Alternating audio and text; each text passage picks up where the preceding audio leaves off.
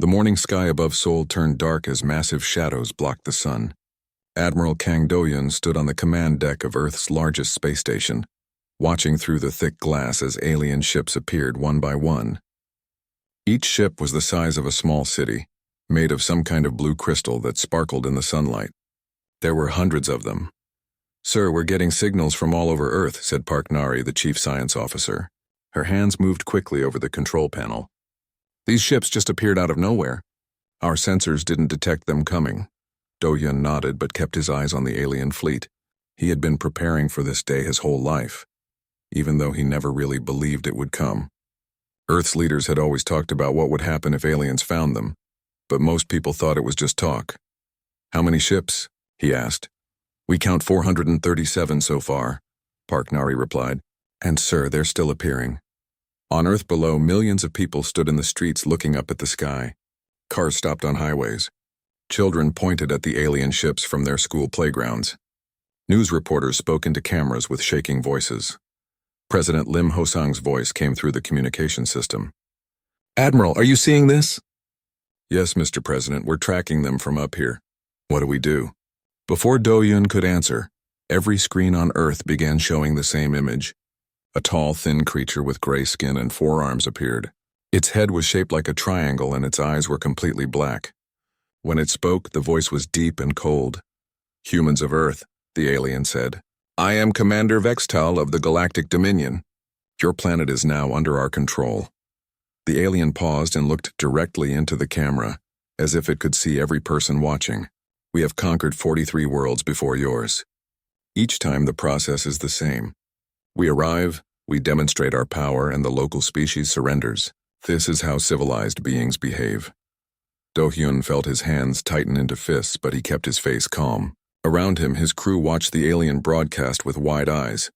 "You have 72 hours to surrender completely," Commander Vextal continued. "Your governments will dissolve. Your military will hand over all weapons. Your people will accept our rule. This is not a negotiation. This is an order." The alien raised one of its forearms and the camera view changed to show Earth's moon. Several human mining colonies were visible on the surface, their lights twinkling in the darkness of space. "To show you our power, we will now destroy these settlements," Vextal said. A beam of pure white light shot from the largest alien ship. It struck the moon's surface, and in seconds the mining colonies were gone. Where thousands of people had lived and worked, there was now only a glowing crater. The transmission ended. Every screen on Earth went back to normal programming, but nobody was watching anymore. People stood in shocked silence. Some cried. Others prayed. Many just stared at the sky. In the space station's command center, Park Nari turned to Admiral Do-hyun. "Sir, those colonies. There were 3,000 people living there." "I know," Do-hyun said quietly. His voice was steady, but inside, anger burned like fire. "Send a message to all Earth fleet commanders. Emergency meeting in 1 hour." "What should I tell them?" Park Nari asked. "Tell them we're going to war." 1 hour later, 50 of Earth's top military officers appeared on screens around the command center. Some were on ships in space, others in bunkers deep underground, and a few in secret bases that most people didn't know existed. "You've all seen the alien broadcast," Do-hyun began. "They killed 3,000 civilians to make a point. They want us to surrender without a fight." Captain Choi Min-hyuk, commander of Earth's newest warship, spoke first. "Admiral, their ships are huge. Our weapons might not even scratch them." "Maybe," Do-hyun said. "But we're not going to find out by giving up." "Sir," said another officer, "they've conquered 43 worlds. They must have experience fighting space battles." Do-hyun walked to the large window and looked out at the alien fleet. The ships hung in space like deadly jewels, beautiful and terrifying at the same time. "That's exactly the problem," he said. "They've won 43 times the same way. They show up, they show their power, and everyone surrenders. They've never had to actually fight a real war." He turned back to face his officers. "These aliens think they know humans. They think we'll act like every other species they've met. They're wrong." Dr. Yu Ji-won appeared on one of the screens. She ran Earth's most secret research projects, the ones that officially didn't exist. "Admiral, should we activate the special programs?" "All of them," Do-hyun said. "Everything we've been saving for a day like this." Park Nari looked confused. "Special programs?" Do-hyun smiled for the first time since the aliens arrived. Park, did you really think Earth's government spent the last 50 years just hoping aliens would be friendly? Over the next few hours, things began happening all across the solar system. Ships that looked like simple cargo haulers suddenly revealed hidden weapons. Mining stations in the asteroid belt powered up equipment that had nothing to do with mining. On Earth, factories that made civilian electronics started producing something very different. President Lim Hosang called the space station. "Admiral, the aliens are asking for our response." "Tell them they'll have it in 72 hours as requested," Do-hyun said. "What should I say exactly?" Do-hyun thought for a moment. "Tell them we're considering their offer. Tell them we need time to discuss it with our people. And what are we really doing? We're preparing to show them something they've never seen before," Do-hyun said. "A species that fights back." As Earth's sun set, the alien ships continued to hang in the sky like a threat. But deep in space, human ships began to move, not toward Earth to defend it, but outward, toward the edges of the solar system.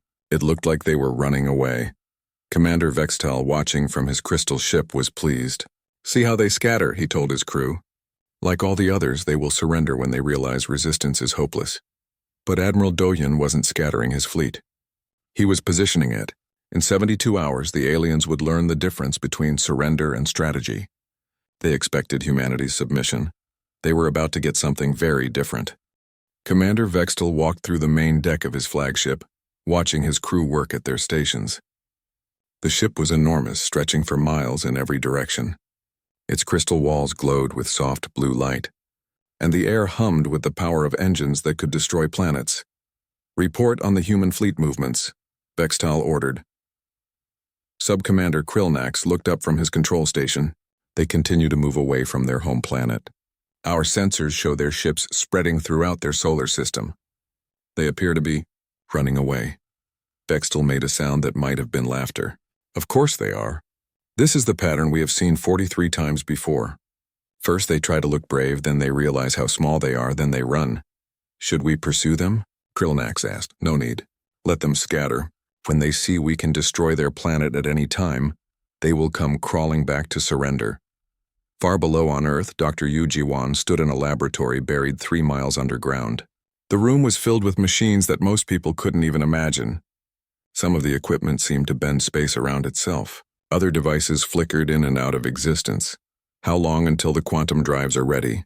she asked her assistant, Kim Hyeri. 12 hours for the first batch," Kim replied, checking her computer screen. "The new ones are smaller than we hoped, but they should work." "Good. And the dimensional fold generators?" "Those are trickier. We can only make 1 jump per ship before they need to recharge." Dr. Yu nodded. She had been working on these projects for 20 years. Ever since the government decided that Earth needed to prepare for the worst. Most people thought the military spent money on normal weapons like missiles and laser guns. They had no idea that humanity's real weapons existed in hidden laboratories like this one. "What about Project Pandora?" Kim asked quietly. "Not yet," Dr. Yu said. "We saved that for last." On the other side of Earth, Captain Choi Min-hyuk stood on the bridge of his ship, the Indomitable. To anyone watching, it looked like a normal Earth warship, about the size of an ocean cruise ship. It had the usual weapons, railguns, missile tubes, and a small laser array, but appearances were deceiving. "Status report," Choi said to his crew. "All systems green," replied his first officer, Han Minji. "The disguise is holding. Alien sensors still read us as a standard human vessel." "Excellent. How many ships are in position?" 237. "They're spread across the asteroid belt just like the Admiral planned." Choi smiled. "The aliens thought they understood human technology. Their sensors could detect the heat signatures of human engines, the metal composition of human ships, and the energy output of human weapons. What they couldn't detect were the modifications Earth's engineers had made. Every human ship now carried equipment that didn't show up on any scan. Weapons that existed in folded space. Engines that could move through dimensions. Shields that worked by bending reality itself. "Sir," Han Minji said, "we're getting a transmission from the alien flagship. Put it through." Commander Vextal's face appeared on the screen. He looked amused, the way someone might look when watching children play with toys. "Human captain," Vextal said, "your ships are moving away from your planet. Are you abandoning your people?" Choi kept his expression neutral. "We're moving to defensive positions." "Defensive?" Fextel made that laughing sound again. Captain, we have scanned your vessels. You have kinetic weapons and primitive energy systems. Your largest ship masses 1/10 of our smallest escort. Maybe we're not as weak as you think, Choi said. Oh, but you are. Let me show you something. The transmission changed to show a view of space near Jupiter. A small asteroid about the size of a city block floated peacefully in the darkness. Suddenly, a beam of light struck it from one of the alien ships. The asteroid didn't just explode, it simply stopped existing. That was 1/1000th of our full power, Vextel said. Your primitive weapons cannot harm us. Your primitive shields cannot protect you. Surrender now, and we will let your species live as our servants. Thanks for the offer, Choi said. We'll think about it. The transmission ended. Around the bridge, Choi's crew looked nervous. Sir, one of them said, that weapon, it completely destroyed that asteroid. I saw. Choi said calmly. Han, send a message to all ships. Tell them to continue with the plan. Even after seeing what their weapons can do, Choi walked to the front of the bridge and looked out at the stars. Especially after seeing what their weapons can do. Now we know exactly what we're up against. Back on the alien flagship, Commander Vextel was feeling very satisfied. The human captain had looked worried when he saw the demonstration. Soon all the human ships would return to Earth, and their leaders would surrender. Sir, Sub-Commander Krillnak said, we're detecting some unusual energy readings from the human vessels. What kind of readings? It's difficult to say. The patterns don't match anything in our database. Vextel waved one of his forearms dismissively, probably some kind of primitive distress signal. These humans are panicking as they realize how hopeless their situation is. Should we investigate? No need. In 48 hours they will surrender, and we can study their technology at our leisure. But the energy readings weren't distress signals. Deep inside every human ship, new systems were coming online. Weapons that had never been tested in real combat were charging up. Engines that could fold space were preparing for their first combat jumps. On Earth, millions of people watched the news, waiting to hear what their government would decide. Most of them expected their leaders to surrender. How could Earth fight against aliens who could destroy asteroids with a single shot? What they didn't know was that their government had been preparing for this day for decades. In secret facilities around the world, in hidden bases throughout the solar system, and inside ships that looked normal but carried impossible technology, humanity was getting ready for war. Admiral Kang Do-hyun stood in his command center, watching the positions of every ship in his fleet. To Commander Vextel, it looked like the humans were running away. In reality, they were surrounding the alien fleet. Admiral, Park Nari said, all ships report ready. Good, signal Captain Choi. Tell him to begin Phase 1 in 24 hours. What if the aliens attack before then? Do-hyun looked at the display showing the alien ships hanging over Earth like a dark cloud. Then they'll learn their first lesson about fighting humans. We don't just defend, we hunt. The countdown to humanity's response continued. Commander Vextel waited for surrender. Admiral Do-hyun prepared for war. And throughout the solar system, human ships moved into positions that would soon make the difference between freedom and slavery. The aliens still thought they understood humans. In 24 hours, they would learn how wrong they were. The 72-hour deadline ended at exactly noon Earth time. Commander Vextel stood on his command deck, waiting for the humans to send their surrender message. His crew worked quietly at their stations, confident that another world was about to join the Galactic Dominion. Sir, Sub-Commander Krillnax reported, we are receiving a transmission from the human leadership. Put it on the main screen, Vextel ordered. President Lim Hosang appeared, sitting in what looked like an ordinary office. Behind him, Earth's flag hung on the wall. He looked tired but calm. Commander Vextel, President Lim said, we have considered your offer. And Vextel leaned forward, expecting to hear the words of surrender he had heard so many times before. We decline. Silence filled the alien command deck. Vextel stared at the screen, not sure he had heard correctly. You decline? He said slowly, that's correct. Earth will not surrender. Earth will not submit. And if you want our world, you'll have to take it. The transmission ended. For several seconds, no one on the alien ship spoke. Sir, Krillnak said finally, this has never happened before. Vextel felt anger rising in his chest. In over 1,000 years of conquest, no species had ever refused the Dominion's offer. It was unthinkable. Prepare for orbital bombardment, he ordered. We will destroy their major cities one by one until they beg for mercy. Yes, sir. Which city should we target first? Their largest population center. Show them the price of defiance. But before the alien fleet could move toward Earth, alarms began sounding throughout their ships. Sir, one of the crew members shouted, we're detecting massive energy spikes throughout the asteroid belt. What kind of energy? Unknown, sir. It's like nothing in our database. On the main screen, the view changed to show the asteroid belt between Mars and Jupiter. Dozens of large rocks floated in space, just as they had for billions of years, but now each one was glowing with bright blue light. Those aren't asteroids, Vextal said slowly. Those are weapons platforms, he was right. For 50 years, human engineers had been hollowing out asteroids and filling them with weapons. From the outside, they looked like ordinary space rocks, but inside each one was enough firepower to destroy a city. Bei Sunho, the man in charge of the mining operation, smiled as he watched the alien fleet on his monitor. He had been waiting his whole life for this moment. All platforms report ready, his assistant said. Good. Begin the light show. Across the asteroid belt, hundreds of disguised weapons came to life. Massive railguns emerged from fake rock surfaces. Laser arrays unfolded like deadly flowers. Missile silos opened like hungry mouths. But the real surprise was still coming. In the space between Earth and Mars, Lieutenant Seo Jinwoo sat in the cockpit of his fighter. It was small, built for only one person, and looked like it could barely scratch the paint on an alien ship. All fighters, this is Gold Leader, he said into his radio. Remember, we only get one shot at this. Make it count. Around him, 50 other small fighters waited in empty space. To the aliens, they looked like gnats, tiny and harmless. Sir, his wingman said, are you sure this will work?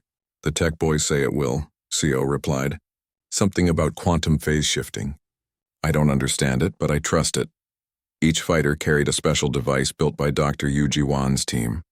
It could move the ship through folded space for a few seconds, allowing it to appear inside an enemy vessel.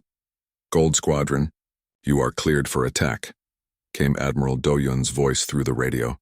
Copy that, Admiral. All fighters engage. Seo pressed a button on his control panel.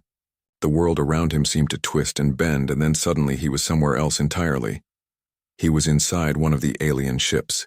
The crystal walls surrounded him like a blue cave. Alien crew members turned to stare at him in shock.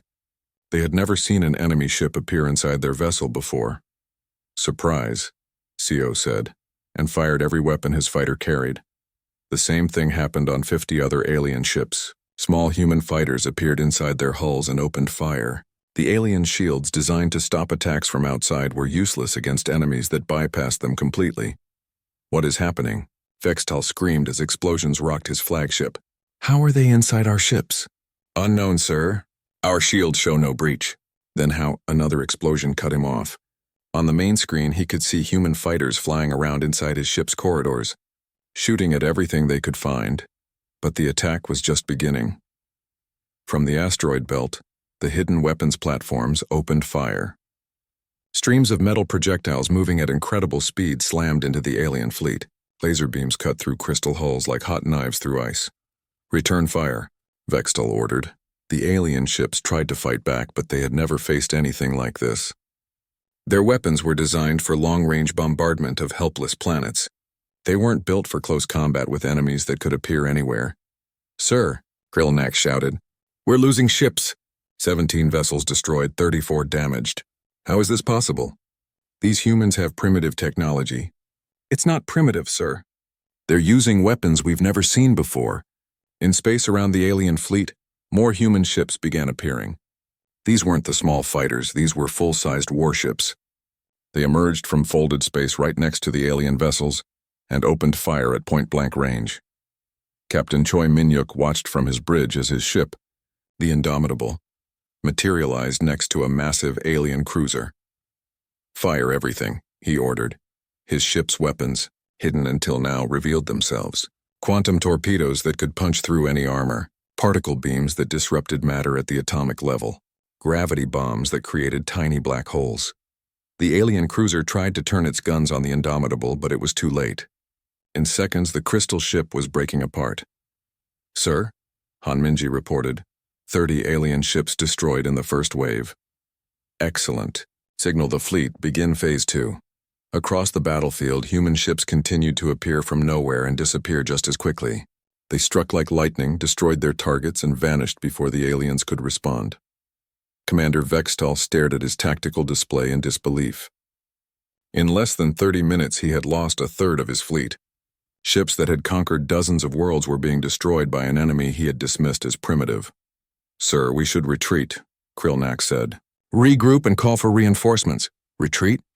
Vextal's voice was full of rage. "The Galactic Dominion does not retreat from primitives." "But sir, they're not primitive. Look what they're doing to us." Vextal looked at the display again. More alien ships were dying every minute. The humans fought like nothing he had ever seen, appearing from nowhere, striking without warning, using weapons that bent the laws of physics. "Pull back to defensive formation," he ordered finally. "Send a message to High Command. Tell them we need immediate reinforcement." "What should I tell them about the humans?" Vextal watched another of his ships explode on the screen. "Tell them we found something new." In his command center, Admiral Dohyun watched the alien fleet retreat toward the outer solar system. His plan had worked perfectly. The aliens expected humans to fight like every other species they had conquered. Instead, they found an enemy that had spent decades preparing for this exact battle. "Admiral," Park Nari said, "the aliens are withdrawing." "Good. Signal all ships to hold position." "Don't pursue, sir. We have them on the run." Dohyun smiled. This was just the first lesson. Let them retreat. Let them call for help. When their reinforcements arrive, we'll teach them lesson number 2. The Battle of the Asteroid Belt was over. For the first time in the Galactic Dominion's history, they had been defeated in open combat. Commander Vextal and his remaining ships fled to the edge of the solar system to wait for help, but Admiral Dohyun wasn't done teaching lessons. Phase 1 had shown the aliens that humans could fight. Soon they would learn what humans could do when they got really angry.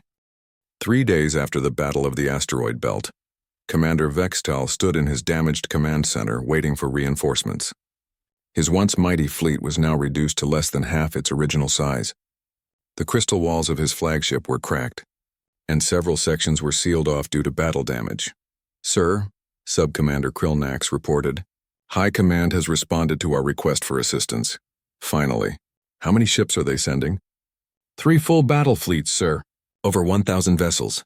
Vextal felt relief wash over him. Even if these humans had surprising weapons, they couldn't possibly fight against 1,000 ships. "When will they arrive?" "The first fleet will be here in 6 days.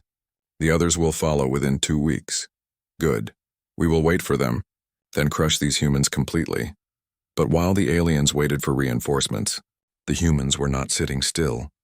Deep in space, far from Earth, Commander Go Tewan piloted his stealth ship through the darkness between stars. His mission was simple: find alien supply bases and destroy them. "Sir," his navigator said quietly, "we're approaching the target system." "Any alien ships?" 3 patrol vessels and a supply station orbiting the 4th planet. Go smiled. The aliens had supply bases scattered throughout this part of the galaxy, supporting their invasion fleets. They never imagined that humans would attack so far from Earth. "Take us in. Remember, we get one shot at this." His ship, the Shadow Walker, was one of Earth's newest designs. It used technology captured from the alien fleet to hide itself from scanners. To any alien sensors, it looked like empty space. The supply station was huge, the size of a small moon. Hundreds of alien ships came and went, carrying fuel, weapons, and supplies for the invasion fleet. The aliens who worked there had no idea that death was approaching. "Weapons ready?" "Sir," his gunner reported. "Fire, the Shadow Walkers." Main weapon was something Dr. Yu Ji-wan called a reality disruptor. It didn't just destroy matter. It made matter forget how to exist, Beam of twisted light struck the alien supply station. For a moment, nothing seemed to happen. Then the entire station simply collapsed into itself. As if the space it occupied suddenly decided to become smaller. "Target destroyed," the gunner said with satisfaction. "Good. Now, let's see what these patrol ships can do." The 3 alien patrol vessels turned toward the area where their supply station had been, trying to understand what had happened. They never saw the human ship that had killed it. Go's ship fired again. The reality disruptor beam struck the first patrol vessel. Like the station, it collapsed into a point of light and vanished. 2 more targets, Go said calmly.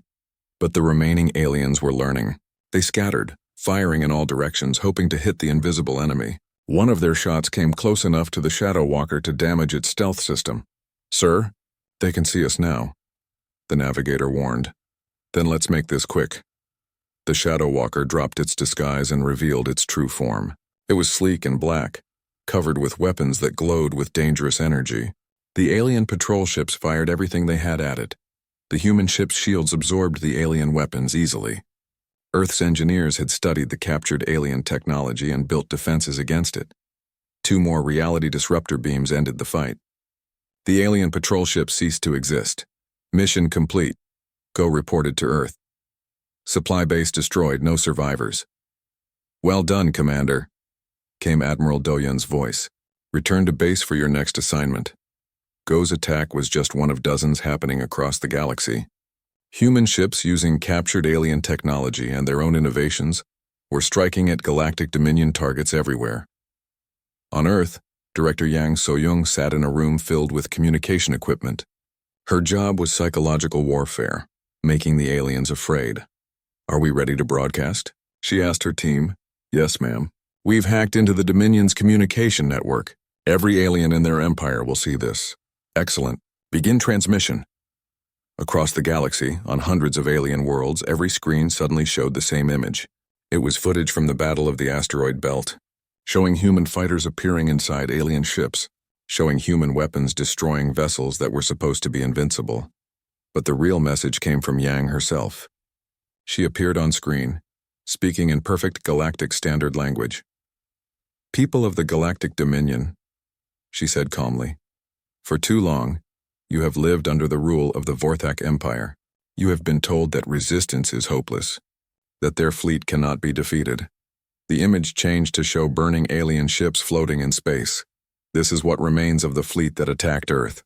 In 30 minutes, humans destroyed over 200 vessels that had conquered dozens of worlds." Yang's face appeared again. "The Vorthak told you they were invincible. They lied. They told you that no one could stand against them. They were wrong." The broadcast continued for 10 minutes, showing scene after scene of alien ships being destroyed by human weapons. At the end, Yang delivered her final message. "To every species enslaved by the Dominion, help is coming. To every Vorthak commander, your empire is finished. To everyone watching, the age of fear is over." The transmission ended, but its effects spread throughout the galaxy like wildfire. On a dozen worlds, enslaved species began to whisper about rebellion. On alien ships, Vorthak commanders found their crews looking at them with doubt instead of fear. In the outer solar system, Commander Vextal watched the broadcast with growing horror. "How did they get access to our communication network?" he demanded. "Unknown, sir," Krillnax replied. "But the broadcast has reached every world in our empire. Send a message to High Command. Tell them to ignore the human propaganda." "Sir, I already tried. They're not responding." "What do you mean, not responding?" "The communication relay stations." "Sir, they're gone. The humans have destroyed them." Vextal stared at his subordinate. Without the relay stations, the Galactic Dominion couldn't coordinate its forces. Each fleet was isolated, cut off from Central Command. "How many stations have been destroyed?" "All of them in this sector, sir. And reports are coming in of attacks throughout the Empire." The truth was even worse than Vextal realized. Human ships were attacking Dominion targets across 100 light-years of space. They struck supply bases, communication relays, patrol fleets, and research stations. Each attack was quick and devastating, leaving no survivors to report exactly what had happened.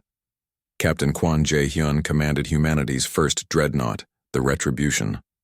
It was 5 times larger than any previous human warship, built using a combination of Earth technology and captured alien systems.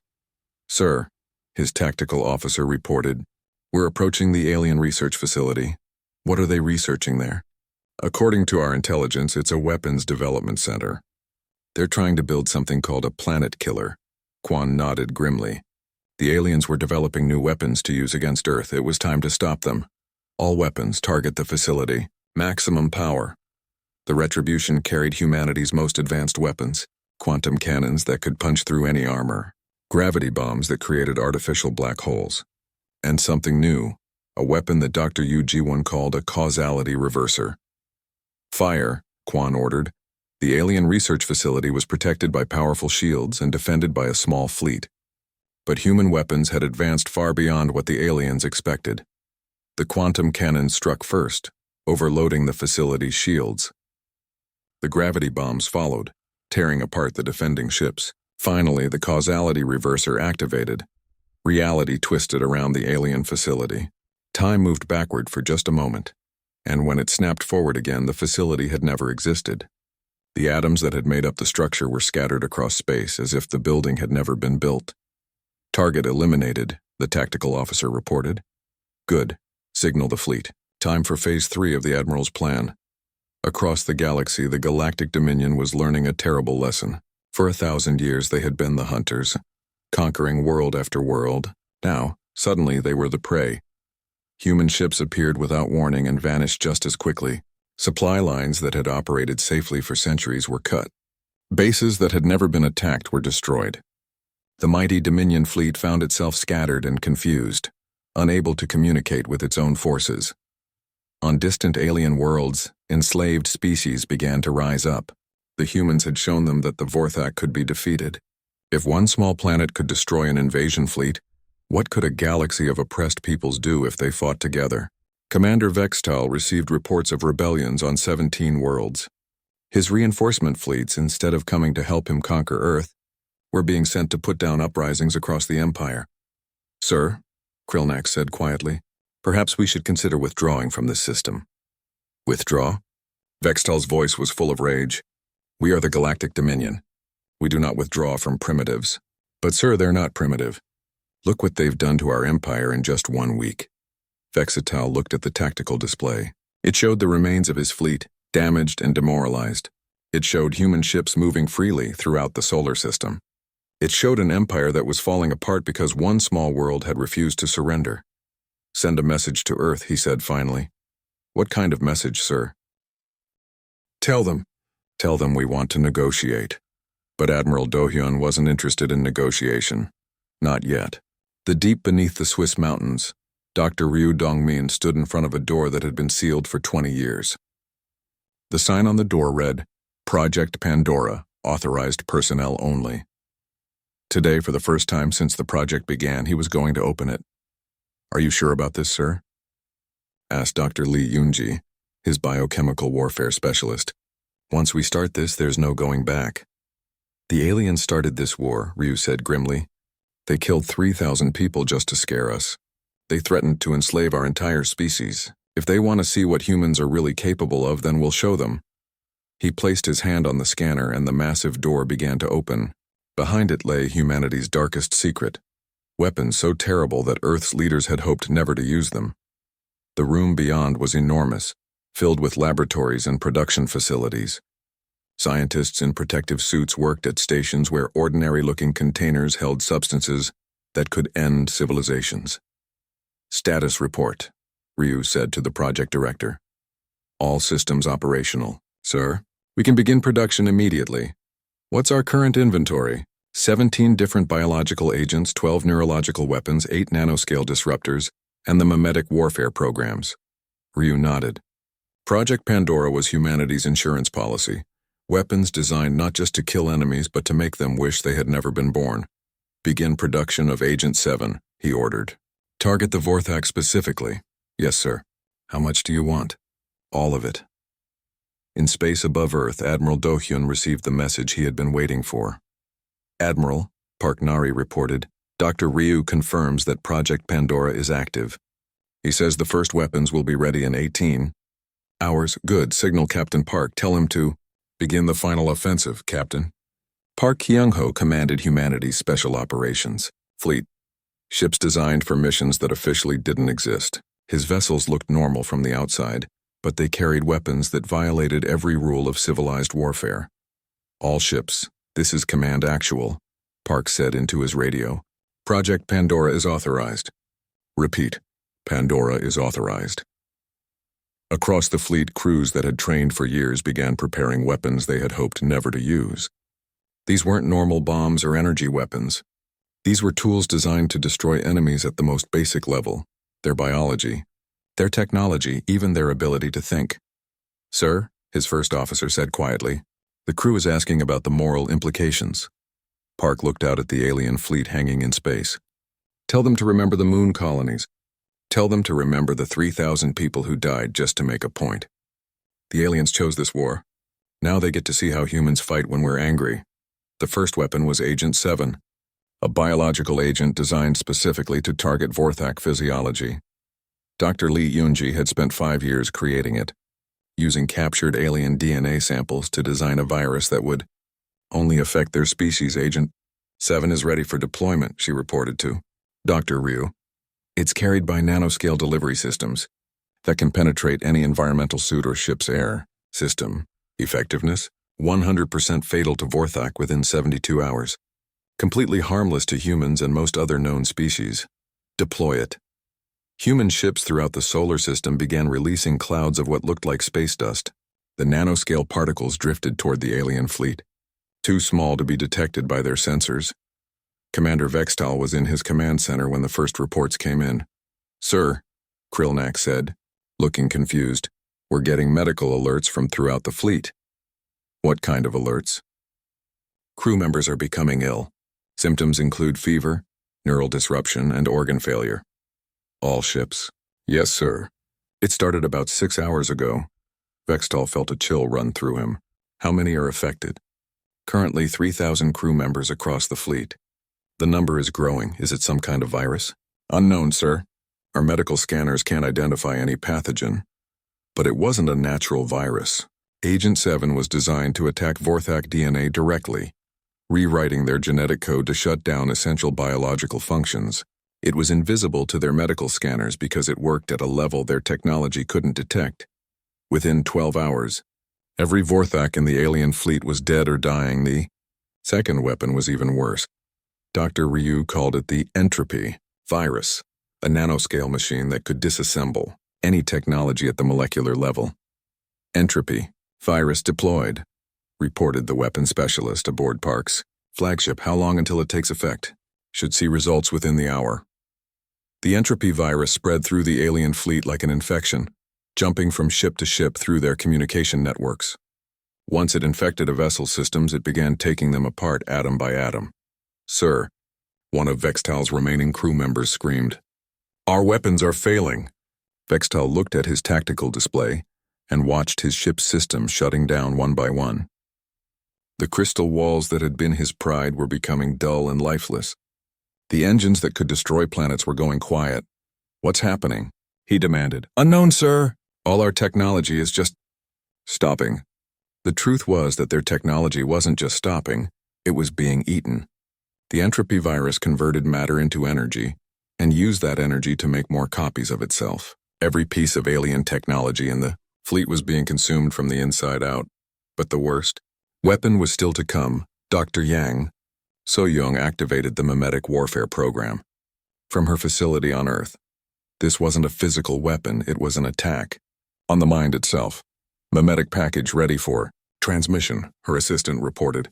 "Begin. Broadcast across the galaxy." Every communication device in the Galactic Dominion began receiving a signal.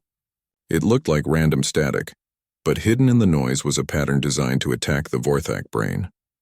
The pattern was based on years of research into alien psychology. It contained images and sounds that triggered specific responses in the Vorthak nervous system. Fear, despair, the absolute certainty that resistance was hopeless. Within hours, Vorthak commanders throughout the Empire were surrendering without firing a shot. Their crews, exposed to the mimetic attack, lost the will to fight. Some lost the will to live. "Sir," Krilnak said to Commander Vextal, his voice hollow and empty, "perhaps we should just give up." "Give up? We are the Galactic Dominion." "We're the Galactic Dominion," Krilnax corrected. "Look around, sir. Our ships are dying, our crews are dead, and our empire is falling apart. The humans didn't just defeat us, they destroyed us." Vextal looked at what remained of his fleet. Most of his ships were dark and lifeless, their technology consumed by the entropy virus. The few vessels that still functioned were crewed by Vorthak who could barely remember why they were fighting. "Send a message to the humans," he said finally. "What should it say?" "Tell them we surrender, unconditionally." But Admiral Do-hyun wasn't ready to accept surrender. "Not yet. Tell them," he said to Park Nari, that surrender is not enough. They brought this war to us. They killed our people. They threatened our freedom. Now they need to face the consequences. Project Pandora had more weapons, each more terrible than the last. Psychological viruses that drove enemies insane. Nanomachines that converted living tissue into useful materials. Reality bombs that could make entire star systems forget they existed. Sir, Parknari said quietly, if we use all of these weapons, we'll be no better than they are. Do-hyun looked out at the alien fleet, or what was left of it. Ships that had conquered 43 worlds were now floating wrecks. An empire that had ruled for 1,000 years was collapsing. Maybe, he said, but sometimes to save civilization you have to become uncivilized. Sometimes to protect the innocent you have to become the monster. Captain Park Kyung-ho received his final orders. Deploy everything. Show the galaxy what happened to species that threatened humanity. The last weapons of Project Pandora were released into space. They didn't just destroy the remaining alien fleet, they erased it. Ships, crews, technology, even the memory of their existence. All of it simply stopped being. When it was over, the space around Earth was empty except for human vessels. The Galactic Dominion's invasion fleet had been completely eliminated. Not destroyed, eliminated, as if it had never existed at all.